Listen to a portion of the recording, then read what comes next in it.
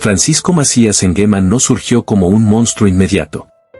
Su historia comenzó como la de muchos líderes africanos que, tras la independencia, cargaron sobre los hombros el peso de un país recién liberado pero profundamente dividido. Sin embargo, en él había algo distinto.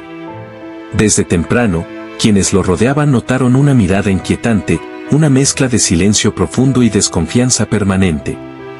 No era el tipo de hombre que caminaba acompañado, siempre observaba, siempre analizaba, siempre calculaba. Cuando Guinea Ecuatorial obtuvo su independencia en 1968, Macías ascendió con un discurso emocional, prometiendo dignidad, orden y un renacer nacional. Su figura generaba esperanza, pero también un leve temblor en quienes lo trataban de cerca. Se decía que hablaba solo, que pasaba horas mirando fijamente por la ventana, y que no dormía más que un par de horas. Para algunos, eso era intensidad política. Para otros, una señal de tormenta. Una vez en la presidencia, su personalidad adquirió un brillo oscuro. Los primeros meses parecían normales, incluso correctos, pero gradualmente los discursos tomaron un tono extraño, cada vez más cargado de sospechas. Macías aseguraba que fuerzas externas querían destruir el país, que conspiraban contra él, que incluso dentro de su propio gabinete había sombras impersonales moviendo los hilos. No mencionaba nombres, solo insinuaba presencias invisibles. Esa atmósfera fue penetrando en las instituciones. Funcionarios comenzaron a caminar con cautela, midiendo cada palabra. Las reuniones dejaron de ser espacios de debate y se convirtieron en escenarios silenciosos donde nadie se atrevía a contradecirlo. En pocas semanas, el país ya no parecía una república, era un círculo cerrado en torno a la mente impredecible de un solo hombre. A medida que su paranoia crecía, también lo hacía su sentido del poder. Macías empezó a concentrar decisiones sin consultar a nadie. Redactaba decretos de madrugada, prohibía actividades comunes sin explicación y convocaba reuniones inesperadas solo para observar cómo reaccionaban los presentes. Todo se movía según su humor, un humor que cambiaba como las mareas. Y, desde ese punto, comenzó la verdadera metamorfosis, la transformación de Guinea Ecuatorial en un territorio donde el miedo se convirtió en la ley no escrita del día a día. Macías desarrolló una habilidad perturbadora. Convertía lo cotidiano en sospechoso. Cualquier gesto podía interpretarse como una señal de deslealtad. Una mirada desviada, una frase mal entonada, una pausa al hablar, todo podía ser usado en su contra. El país entero empezó a vivir como si estuviera en un escenario donde el líder observaba desde las sombras, incluso cuando no estaba presente. Su círculo de confianza se redujo a unas pocas personas que, más que aliados, eran figuras atrapadas en su órbita. Algunos lo apoyaban por conveniencia, otros por miedo, y otros porque realmente creían que solo él podía mantener el orden. Pero incluso dentro de ese círculo, nadie dormía tranquilo. Podían ser cercanos hoy y desaparecer mañana, reemplazados por nuevos rostros que surgían sin explicación. Las noches en Malabo se hicieron especialmente tensas. Las ventanas permanecían cerradas, las conversaciones se susurraban y muchos ciudadanos evitaban salir tarde. Existía la sensación de que todo estaba siendo observado, que cada movimiento tenía un eco que llegaba a oídos del poder. No era necesario ver algo para sentirlo. Bastaba con caminar por la calle para percibir que el ambiente estaba cargado de un silencio extraño, un silencio que parecía escuchar. Macías comenzó a presentarse como el protector absoluto del país. Aseguraba que solo él podía evitar que Guinea Ecuatorial cayera en manos de enemigos externos. Con ese discurso justificó medidas cada vez más duras, restricciones, controles, interrogatorios, desapariciones administrativas y un sistema en el que nadie sabía realmente quién estaba a cargo de vigilar a quién. Lo inquietante es que él mismo parecía creer cada palabra de esas advertencias. Su mente se fue llenando de teorías que solo él podía entender. Caminaba por los pasillos del palacio murmurando frases incompletas. Ordenaba revisar habitaciones que ya habían sido revisadas y cambiaba de residencia varias veces por semana. Algunos aseguraban haberlo visto hablar con su propio reflejo, como si discutiera con versiones distintas de sí mismo. El país entero entró en una especie de trance. Las instituciones funcionaban, pero de forma mecánica, sin alma. Las escuelas se vaciaron, Las oficinas públicas trabajaban a medias y muchas familias se refugiaron en pueblos remotos esperando tiempos mejores. Era como si la nación hubiera quedado suspendida en una larga noche sin amanecer claro. El culto a la personalidad de Macías alcanzó niveles insólitos. Su retrato apareció en todos los espacios públicos, edificios, mercados, escuelas, salas de espera, vehículos oficiales. Había imágenes suyas en salones donde casi no había sillas y murales pintados deprisa con frases que él mismo dictaba. Las personas que pasaban frente a sus fotografías bajaban la mirada por respeto o por miedo a ser percibidos como irreverentes.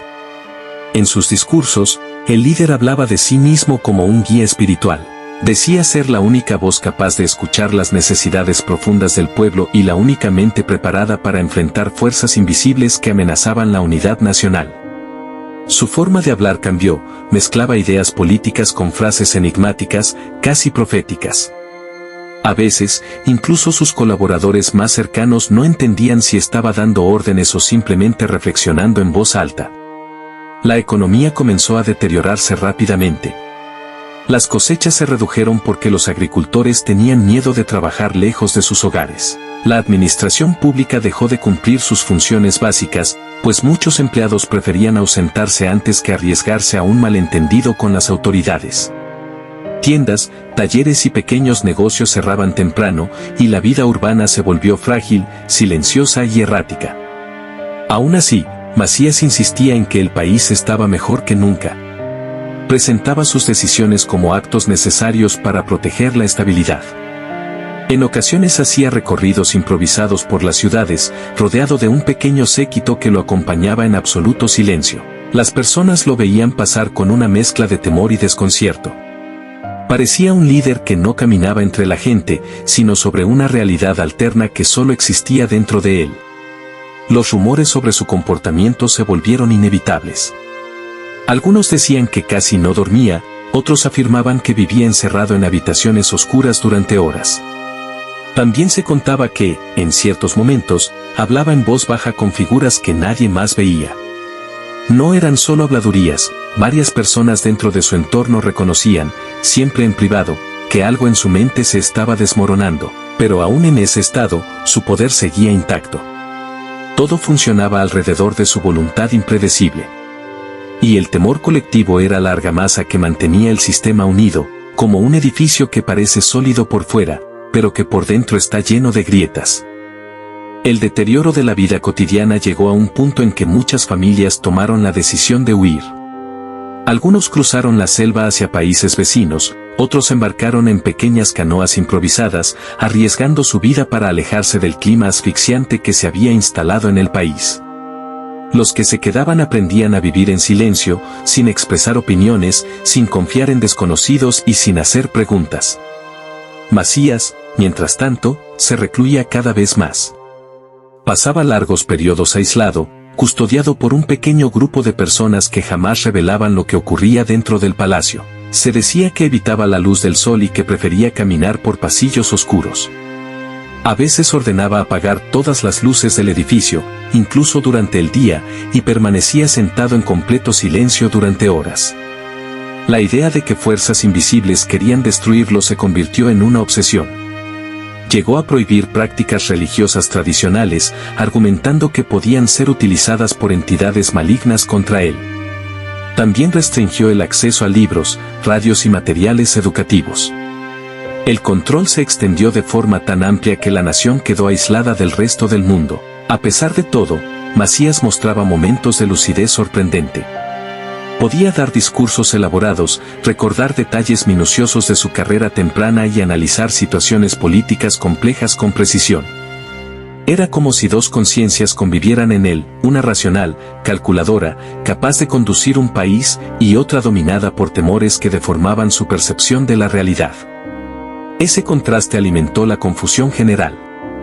Nadie sabía qué versión de Macías aparecería cada día. Algunos lo describían como un líder decidido, otros, como alguien atrapado en sus propios pensamientos, incapaz de distinguir peligro real de imaginario. La imprevisibilidad se convirtió en la característica principal de su régimen. Pero lo que finalmente detonó el colapso fue el mismo silencio que había impuesto sobre la población. La falta de comunicación, la ausencia de información clara y la desconfianza absoluta entre los propios funcionarios generaron una fractura interna en el poder. Y cuando esa fractura se hizo lo suficientemente grande, comenzó la cuenta regresiva para el final del líder. El país ya estaba al borde del colapso cuando figuras cercanas al poder comenzaron a distanciarse de Macías. No lo enfrentaron directamente, simplemente dejaron de apoyarlo activamente. Lo que antes era obediencia inmediata empezó a diluirse. Sus órdenes se ejecutaban con lentitud, se cuestionaban en silencio o se interpretaban de manera flexible. El vacío del poder se estaba formando, aunque él todavía no lo percibía. Mientras tanto, rumores de un descontento dentro del ejército circulaban discretamente. No se trataba de una rebelión abierta, sino de un cansancio profundo, la sensación de que el país estaba detenido, atrapado en un ciclo interminable de decisiones erráticas y miedo constante. Pequeños grupos comenzaron a organizarse con la idea de restaurar la estabilidad, aunque sabían que cualquier paso en falso podía ser fatal. Macías permanecía ajeno a esa corriente subterránea. Seguía aislándose y desconfiando incluso de quienes lo habían acompañado desde sus primeros años de gobierno. Algunos evitaron visitarlo para no quedar involucrados en decisiones impredecibles. Otros lo veían como un líder que había perdido la conexión con la realidad y que ya no podía dirigir un país en crisis. Finalmente, la tensión llegó a un punto en que la estructura que lo sostenía se quebró. Un grupo dentro del ejército decidió actuar, no porque aspiraran al poder absoluto, sino porque estaban convencidos de que el país se desmoronaría si no intervenían. El movimiento fue rápido y silencioso, diseñado para evitar enfrentamientos y reducir el caos. Cuando Macías fue retenido, no ofreció resistencia. Según testigos, parecía confundido, como si no comprendiera por qué sus órdenes ya no tenían efecto, ni por qué aquellos que un día lo rodeaban ahora lo trataban como a un extraño. Su caída no fue dramática, fue casi silenciosa, resultado final de una larga historia de aislamiento y desconfianza. Su captura marcó el inicio de un periodo de transición lleno de incertidumbre, pero también de esperanza. Guinea Ecuatorial despertó lentamente del clima opresivo que había gobernado cada aspecto de la vida nacional. Las personas comenzaron a salir de sus casas con cautela, luego con más frecuencia, y finalmente con la sensación de que podía existir un mañana distinto. Macías fue trasladado a un lugar seguro, donde permaneció bajo vigilancia. Durante ese tiempo, quienes lo vieron de cerca afirmaban que parecía atrapado en un laberinto de pensamientos, como si no lograra comprender el mundo más allá de sus temores. Pasaba largos ratos en silencio, mirando al suelo o repitiendo frases sin sentido. A veces se mostraba lúcido, otras, completamente desconectado. El país inició reformas urgentes para reconstruir instituciones, restablecer servicios básicos y recuperar la vida social. Pero el daño psicológico tardaría años en sanar, generaciones enteras crecieron en un clima de desconfianza, silencio y vigilancia constante. Muchos evitaban hablar del pasado por miedo, incluso cuando ya no existía peligro. La historia de Francisco Macías Nguema quedó grabada como un recordatorio profundo de cómo el poder absoluto puede deformar la realidad y convertir un país entero en un territorio gobernado por sombras. Su figura simboliza el riesgo de permitir que una sola persona controle la vida política, económica y emocional de una nación. Hasta hoy, su legado continúa siendo estudiado como una advertencia. El miedo puede sostener un régimen por un tiempo, pero nunca indefinidamente. Y cuando el silencio se rompe, incluso el líder más temido puede caer sin necesidad de un gran levantamiento, sino por el simple peso de sus propios fantasmas. Si te gustó el video, dale like y comparte, comenta en los comentarios qué tema o relato te gustaría escuchar. Esto fue Relatos del África Prohibida, nos vemos a la próxima.